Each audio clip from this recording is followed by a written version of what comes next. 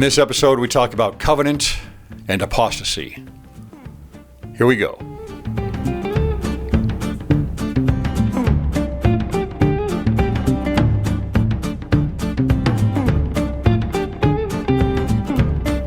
So this Cwic Media episode is on 2 Thessalonians. This is an epistle that Paul and apparently Silas and Timothy wrote, or it's from the three of them, that they wrote to the community at Thessalonica shortly after 1 Thessalonians. So kind of the things that we just went over in the last episode, this is shortly after that. He writes a second letter to the Thessalonians. And it's kind of interesting when you compare the two, because he kind of seems to have to pull some things back and take a counter approach on a couple of things. But he starts off here in chapter 1, and he says something that is reminiscent of Doctrine and Covenants section 121, where Joseph Smith is in Liberty Jail and he can't take it anymore. And he cries out to the Lord, where art thou, O God, and where's thy pavilion? And the Lord responds to him and says several things, but one thing he says to him is that, look, you're not even as Job yet, and you're certainly not like me and what I had to go through. And there's this comparison then that the Lord is making to Joseph Smith, these different degrees of suffering and for righteousness, right? So in Paul, this is a theme throughout the epistles that Paul talks about suffering for righteousness and how that creates goodness. And in Liberty Jail, Joseph Smith is told, look, if you endure this well, then it will be counted as righteousness for you, which is a really interesting formula, I think, when you think about it. That is part of our life here in mortality, is to suffer. It's not that that's what the Lord wants. It's not what we want, but it's part of our learning process, and it's part of maybe our purification process. How are we going to respond to adversity and to suffering? And of course, the only way we know that is to go through it. And if we endure it well, if we learn the lessons that we're supposed to learn through this, through suffering, then it's counted as righteousness for us. So that's what the Lord obviously went through, what Jesus went through, is that he suffered greater than anybody else, and obviously it is counted as righteousness for him. We're supposed to, as we learn, be imitators, followers, mimeti of Jesus Christ. And part of that is suffering for righteous sake and for righteousness. And that's what he says here to the Thessalonians. Again, remember, they've been suffering and persecuted through the Jews there and maybe other places as well. And this is what Paul says to them here, starting in verse 4. He says, so that we ourselves glory in you in the churches of God for your patience and faith. So if you endure it well, in all your persecutions and tribulations that ye endure. 5, which is a manifest token of the righteous judgment of God, that ye may be counted worthy of the kingdom of God, for which ye also suffer. So worthiness comes through suffering, or that's one way worthiness is acquired, is through suffering, and suffering for the right reasons or for the right causes or purposes. And then a little bit lower in the chapter, he talks about those that are persecuting them and talks about how judgment will be coming to them. And this is something that the Lord says also in section 121 about those that are oppressing Joseph and his friends, and that there is going to be judgment that speedily will come to those that are fighting against righteousness. And he starts to lay the groundwork here a little bit, Paul, for this division, right, between the righteous and those that persecute the righteous, that there is judgment. It does matter. And there's a separating between the wheat and the chaff. That's part of the process. We're going to get into that here as we go through the next couple of chapters. So in chapter 2, then, he comes back and he starts off in verse 1 talking about the saints being gathered. So let's think about this theme that Paul works with throughout through all of his epistles. And that is the theme of covenant. And so it's, again, the Jews and the Gentiles, they're separate, but they're going to be brought together here. The first shall be last, the last shall be first. Those with different spiritual gifts will reach down and pull up those that don't have those spiritual gifts. And those people that are brought up who have other spiritual gifts will be brought up to others who don't have those spiritual gifts, and they work with each other. It's part of covenant through faith, hope, and charity, and through the different spiritual gifts.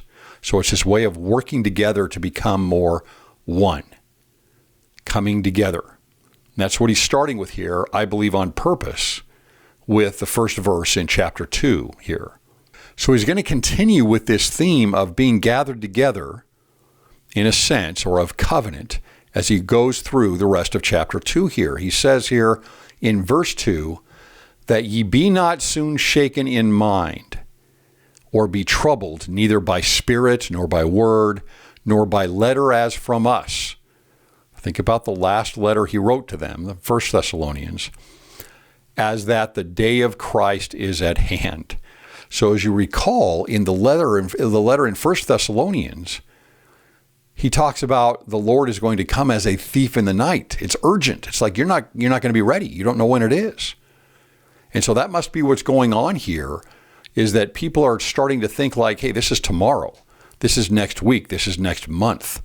And so it's taken to an extreme, not of preparation, but actually the opposite. It appears here throughout the rest of these chapters here in 2 Thessalonians that a lot of people are actually thinking, well, I don't need to take care of this and I don't need to take care of that because the day of the Lord here is coming very, very quickly. And so Paul is going to have to reel things back in here a little bit because of the reaction from apparently his last epistle to them. So he's got to weigh this out and balance out this expectation and this principle of waiting for the second coming of the Lord.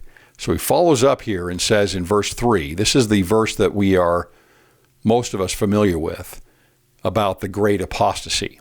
And the great apostasy, right, is what happens after the apostles here are all killed off and the church starts to fall away from its priesthood authority, its revelation, its organization, and it breaks down into different sects with different values hierarchies in their doctrine and different heresies and a lot of paganism coming back into the church, and especially from the doctors of Alexandria and the philosophers, philosophies of men start to come into the church.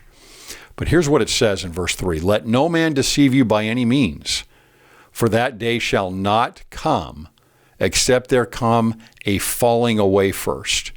And a number of different translations of the New Testament here actually say until there is an apostasy. An apostasy means to stand away from. Apo would be coming out of or away from, and stasi would be to stand. And so it means to stand away from, or really it would mean to desert something, right? To actually desert something or someone. And so we can look at an apostasy, I think, and especially inserting here the Nehor principle, as deserting the ideas and the values hierarchy of the gospel, and deserting the priesthood, and deserting certain doctrines, and deserting Christ, and the fullness of the doctrine of Christ as well. That would be an apostasy, because you'd be deserting him and who he really is. So there has to be a falling away first, and that man of sin be revealed, the son of perdition. So as we talk about apostasy, there is also what you would say in Greek, an apocalypse, which means a revelation or a revealing of the son of perdition also. So all heck has to break loose before the Son of Man will return. But again, going back to verse 1 here, where he talks about a gathering together the saints. Think about how we talk about the gathering of Israel. President Nelson is really big on this. I love the way he talks about this. He puts us into the whole grand picture of the lost tribes of Israel and gathering all of Israel back together. Something that had been split apart, dispersed, is now being gathered back together again in the last days. Well, it's the same thing with the church and with the priesthood and with the doctrine. That is how things work. That is part of creation. A much larger principle, if we're to step back and look at this, we see that there are cycles of what we call dispensations. And what is a dispensation? A dispensation means dispensing the keys of the priesthood, dispensing the truth, dispensing the fullness of the gospel. And there has to be several dispensations, because when that is dispersed, then the church grows, people have the ordinances, they have the truth, they build their families around these things, and then it slowly starts to break apart. And the priesthood is lost, truths are lost, and the civilization of Zion, so to speak, starts to corrupt and dwindle away. And then there is an apostasy. This isn't the only great apostasy after the apostles here, right? There have been several before. And that is part of creation. That's how it works. There is a separation of things, an apostasy, a standing apart, and then there is a gathering, a bringing everything back together. And Paul, I think, understands this very, very well, and so he uses this type of language so that we can see how this is all part of a process. And he's trying to explain to the Thessalonians that, the exact principle here that I'm talking about. You have to have the separation being brought back together. That's the whole plan of salvation from a macro perspective as well as a micro perspective. Macro in the sense that Adam and Eve fell away from God, right? And our whole job then in mortality is to come back together with him. Well, the 12 tribes of Israel fell apart from each other, and we're supposed to gather all of that back together. Again, the Jews and the Gentiles and the tribes of Israel. And the truth is broken apart into several different factions, or the priesthood and the doctrine of Christ is lost and falls away. It deserts the people when they don't believe. And so then there has to be a new dispensation of the keys and the truths, and then everything is brought back together again. And so Paul is using that language throughout the epistles, and we see it right here in 2 Thessalonians. So he's trying to reel the Thessalonians back in a little bit and saying, look, don't worry so much about it. Yes, he's coming as a thief in the night, but it may not be tomorrow, it may not be next week. There's a lot that has to happen here still. So move on with your life and work with faith, hope, and charity. And then he gives us a clue about how things are already happening here to break things apart again. He says here in verse 7, "For the mystery of iniquity doth already work. Only he who now letteth will let," that's Christ letting Satan do his job, "until he be taken out of the way." It's another process, right? He's here and then it's going to be taken apart. So when he talks about judgment and about the people in the church and those that are also persecutors, that's the other side of bringing things together. You can bring and gather Israel, gather the Jews and the Gentiles here, the Greeks, and bring them together. But even from that group, there's going to be a sifting, right? There's going to be a breaking apart between the righteous and the unrighteous, between the oppressors and the oppressed, so to speak, between the faithful and the unfaithful, bringing things together and then things falling back apart. And then in verse 10, he explains why this happens with some people. and why they fall apart. It comes down to that very important principle. It says, and with all deceivableness, if that's even a word, and unrighteousness in them that perish, because they received not the love of the truth, that they might be saved. So they don't have the desire, right? They've lost the desire. And think about how that desire works. There are missionaries like Paul here who goes out and paints the picture, brings the Spirit, and changes hearts. And people begin to desire what Paul is talking about and understand the truths. And then eventually some of those people turn and their hearts turn, right? That means that really their desire changes. They begin to desire other things that become more important to them, and their values hierarchy begins to alter. And so they lose the love of the truth. And you can see how that principle, how the love of the truth would drive an individual's actions, would drive your actions, would drive my actions that would be righteous if I really have that desire to really chase the truth.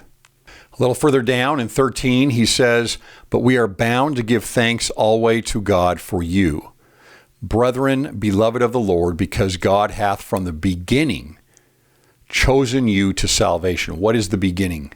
Again, the beginning is the counsel of God. It's the premortal counsel, the sod that we have in Hebrew, and what we have in Genesis, in the beginning, right? Bereshit is the Hebrew, is the counsel. It's the pre-existent period. It's not the beginning of when the earth is created. It's the premortal life. It's the counsel in heaven. So Paul is saying that these members had been chosen in that counsel in the beginning. They had been not predestined, but foreordained.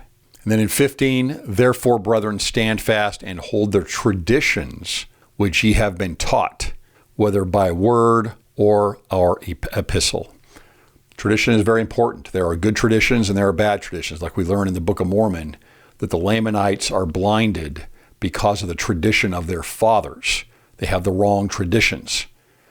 And the Nephites cling a little closer to the right traditions. And you can see that happening even in the West right now, where you have a big change in traditions, not necessarily for the better, as Christianity begins to slow down and fall apart and become less of a primary and core part of people's lives. Those traditions are being lost. And I mean that as far as every sect of Christianity, everywhere. I love seeing things from like the Orthodox Church and the Catholic Church, the Episcopalians, the Church of England, and seeing, very tradition rich. I may not agree with everything, but you can understand how rituals and certain traditions that can be carried on and passed down are important to a civilization, to a family, to an individual. And to be able to repeat those things, and then they can give that to their children, etc., strengthens the culture, and it strengthens the people. Think about the Jews. They have been scattered everywhere, mass murdered, and put aside at many points in history in many parts of the world. But even though we don't agree with all of the traditions, and even though a lot of the Jews today are secular, there are certain traditions that are still there, and it helps a people survive. And so Paul is saying, hang on to those traditions that we have taught you. And who knows what that might mean. We can think of today a family home evening. We can think of, what we might do together as a family on a Sunday, what we do on our holidays, church activities, family activities, etc. It's an important part of sticking together as a family and as a people. And then he gives a word of warning. He talks about those that are not pulling their weight in the church. They're not working, and maybe some of them are even getting a handout but not working. And he seems to imply here that some of them may be people that, again, are saying, hey, Christ is coming here soon. What's the point? And so he talks about work and how it's important that everybody work for themselves and earn their own keep. And that's an important principle, right? It's an important principle, even if something was coming up shortly.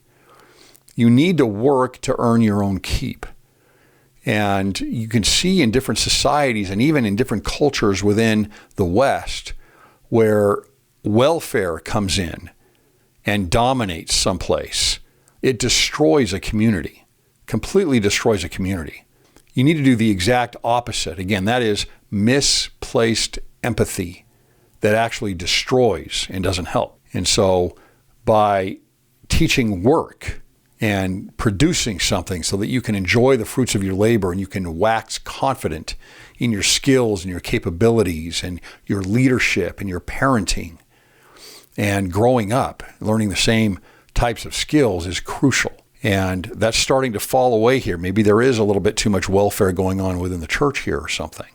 So he says here in verse 6, "Now we command you, brethren, in the name of our Lord Jesus Christ, that ye withdraw yourselves from every brother that walketh disorderly, and not after the tradition which he received of us."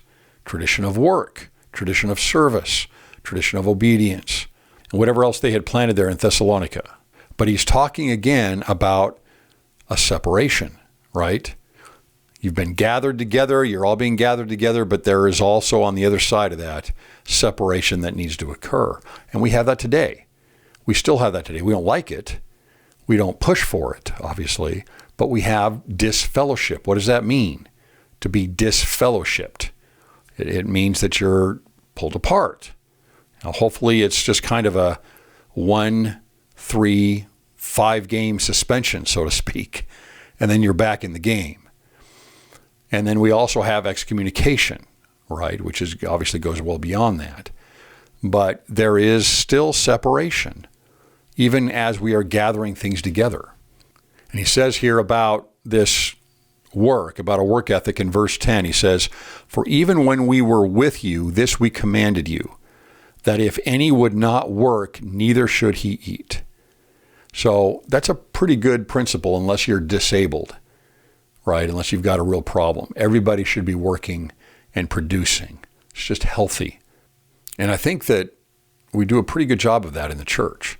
There's welfare where it's needed, but it's usually shorter term, and it's usually with an arm around you, helping you try and get back on your feet. So Paul has gone over, again, covenant, covenir, bring together.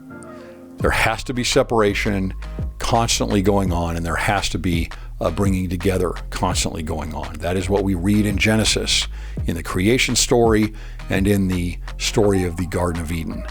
And he uses that to teach this lesson to the people in Thessalonica that, look, I mean, there's still a major separation and apostasy, a desertion that needs to happen before the Lord is going to come back. Before, again, there is a coming together of God and man. But even as we await that, we need to work, we need to serve, we need to grow, and we need to produce. I'll talk to you next time.